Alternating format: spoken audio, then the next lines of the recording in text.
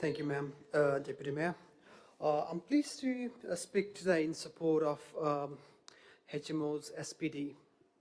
First, I would like to say thank you to council officers and the members who have contributed their time and expertise to bringing this document forward.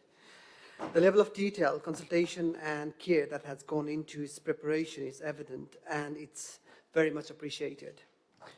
What this SPD does, in my view, is strike a sensible and proportionate balance. It gives a clear and consistent framework to ensure that where HMOs do come forward, they are of a good standard, appropriately located, and do not overwhelm existing communities. I would like to briefly reference my own ward. We have seen significant increases in HMOs over recent years. While many are well managed, there are parts of the ward where residents feel the balance has tipped too far. I've had a conversation with residents who feel that the character of their street had changed, not because of any one property, but because of cumulative effect. This SPD directly addressed that concern. It gives us tools to look out not at individual application, but at wider impact. And I have to say, I as a councillor, I'm spending quite a significant amount of time together with my fellow ward councillor, Borough, to respond to these queries. So we have a baseline to start with while we're talking to the residents.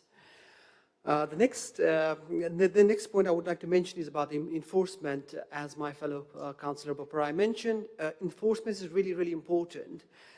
Recently, in my recent experience, like just last week, enforcement is quite thinly spread. What I mean by that is there are building controls, there are health and safety, there's a planning enforcement, and you have to talk to multiple different people in order to enforce those rules and regulation. But the problem is, as a public representative, problem is the same. So we want to feel our residents safe, right?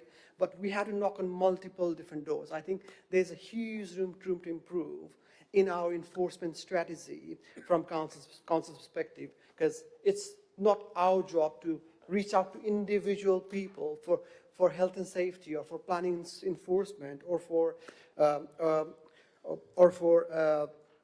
building controls.